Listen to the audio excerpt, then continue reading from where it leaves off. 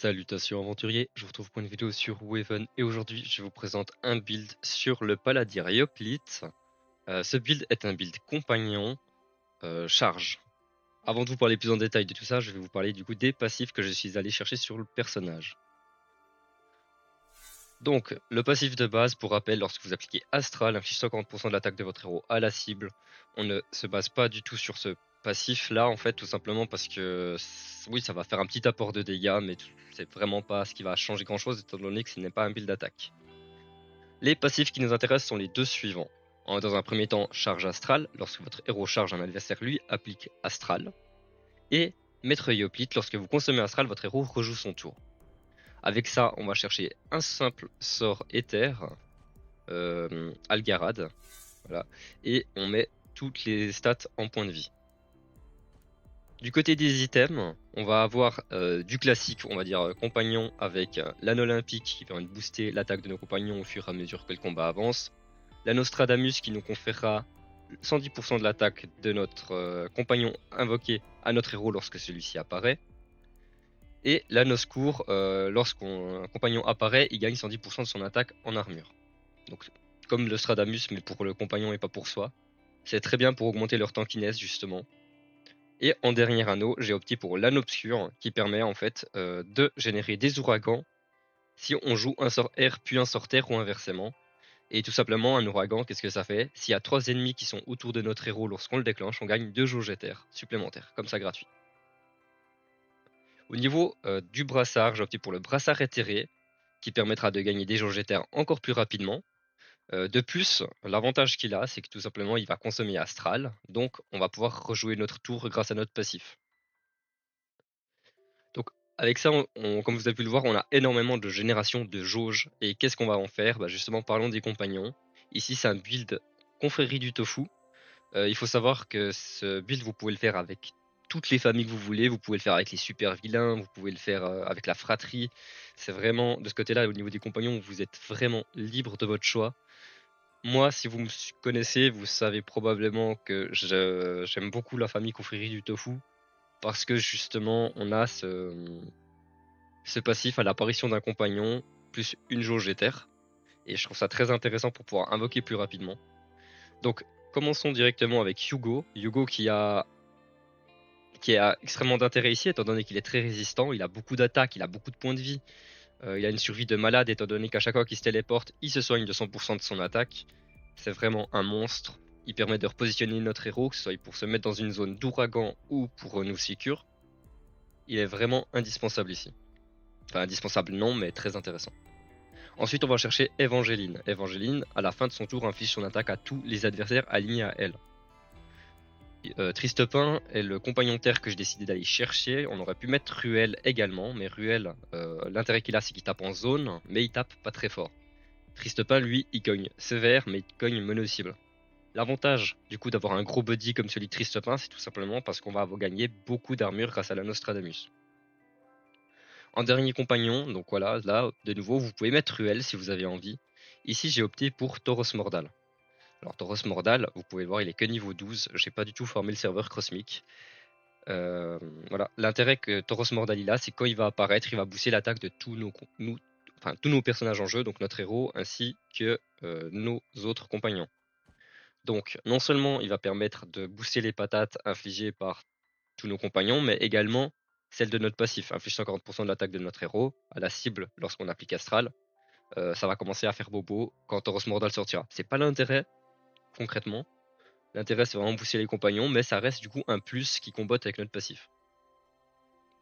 Parlons maintenant des sorts, parce que si je joue un obscur, je vais jouer en bi-élément, bien entendu, air-terre. Donc on a des sorts de pose d'état élémentaire avec uppercut, ébranlé et frappe du dragon. Si j'ai choisi frappe du dragon, en fait c'est tout simplement parce que c'est un sort qu'on peut lancer de loin, et c'est un sort qui génère pas mal de jauges. Si on regarde dans les sorts air, les sorts air qui appliquent des états élémentaires ne donnent qu'une seule jauge, donc je trouvais moins intéressant de les placer. Même si du coup ça aurait été tout à fait sensé, étant donné qu'on a plus de jauge air dans nos compagnons que de jauge terre.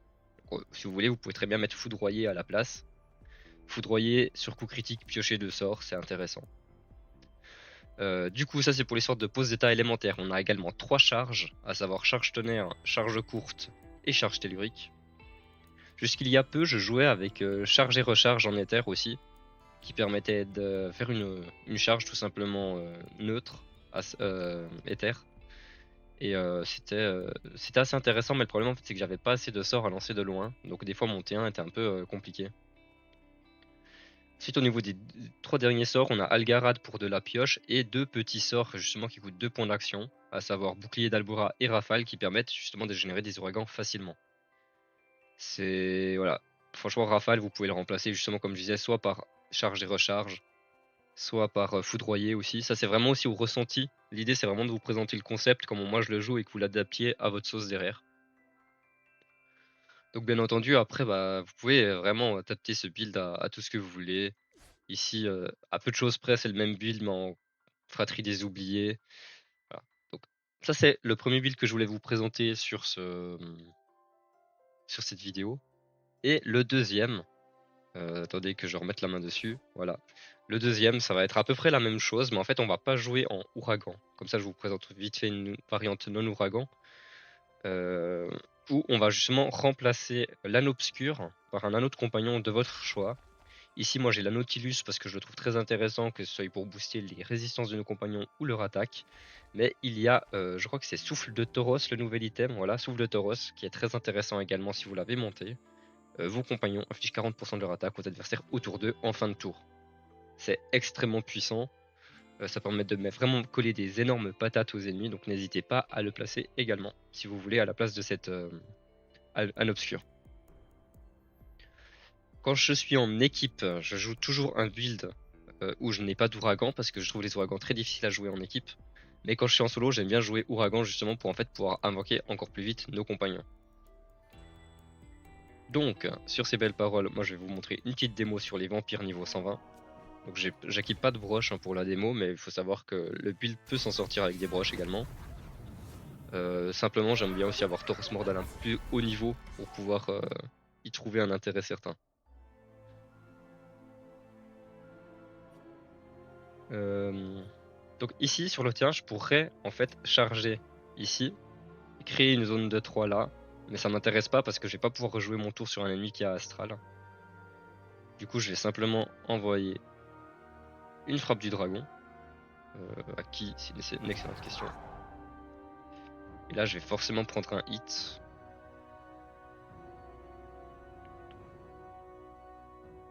De quelqu'un. Soit ça va être lui, soit ça va être lui.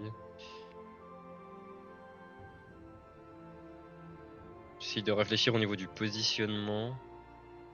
Non, on va rester comme ça. Voilà, puis on verra comment ça se passe prochain tour.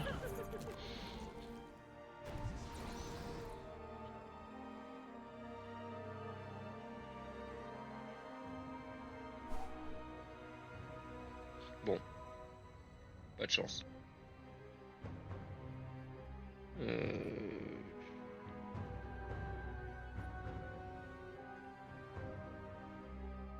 Donc on n'a pas de zone d'ouragan sur ce tour malheureusement.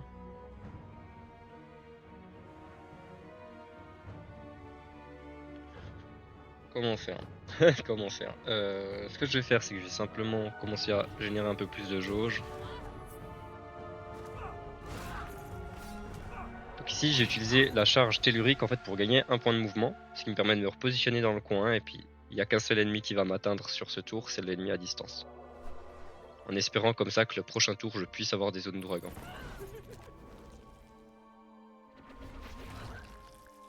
Mais j'y crois moyen.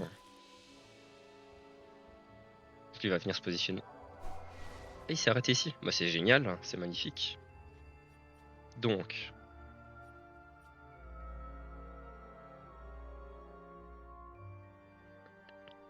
On va faire ça. J'applique Astral, Ouragan. Je peux attaquer. Et là je vais entamer un deuxième Ouragan.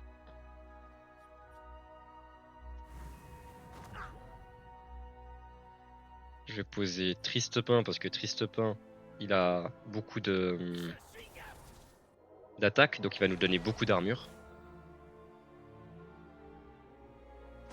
encore mieux. Je peux poser Evangeline directement derrière grâce à la jauge éther, j'avais pas fait attention à ça.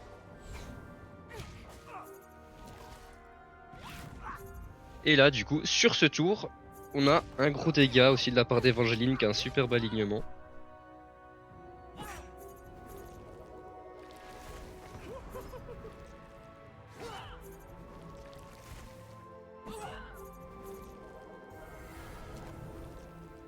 Nous, on a toujours une zone justement pour proc un ouragan, donc c'est vraiment cool ça. Euh,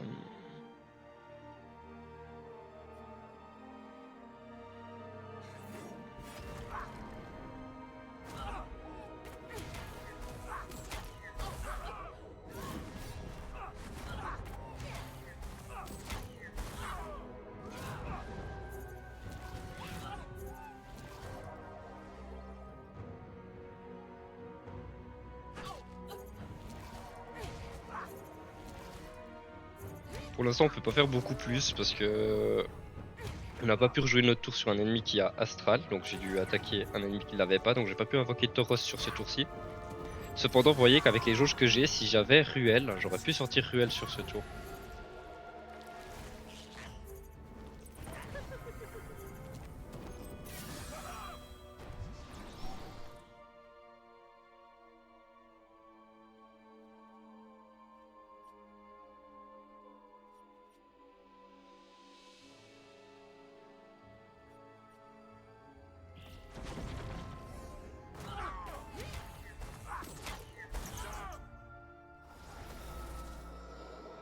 Donc voilà, 588 d'attaque, on voit qu'il monte à 768, c'est quand même un sale boost qu'il a donné. 401 pour Evangeline.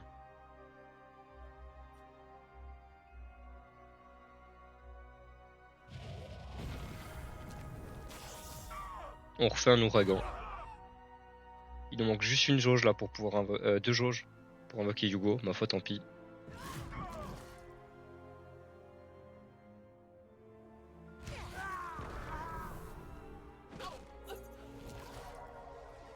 Combien 406, il tape du 401. Ah, c'est dommage ça. Juste pas assez. Et j'ai oublié de taper celui-là, donc il va se retransformer en vampire, ma foi, tant pis. Là, il y a Tristopin qui va mourir sur ce tour, mais prochain tour, je peux invoquer Yugo, donc c'est pas grave.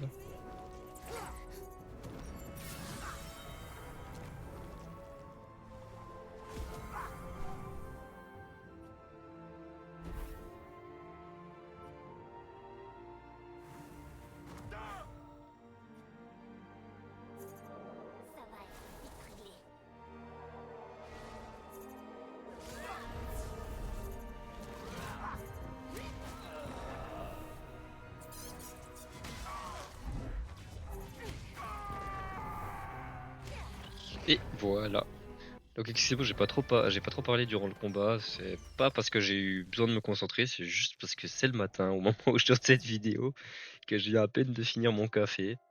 Et que bah, comme ça fait longtemps que j'ai pas fait de vidéo aussi, j'ai de la peine à meubler. J'espère cependant que la vidéo vous aura plu, que le build saura vous inspirer et que vous pourrez l'adapter du coup comme vous le souhaitez. Voilà, moi j'avais envie de montrer justement ce Yoplit en build compagnon, étant donné j'ai vu très peu de builds. Voire en fait j'ai pas vu de build du tout, mais ça fait un moment que je traîne plus trop sur YouTube. Mais j'ai pas vu de build du tout qui parlait justement d'un build compagnon sur ce personnage-ci, donc j'avais envie de vous présenter la manière dont moi je jouais. Et bah, au risque de me répéter, j'espère que ça vous aura plu et je vous dis à bientôt pour une prochaine vidéo.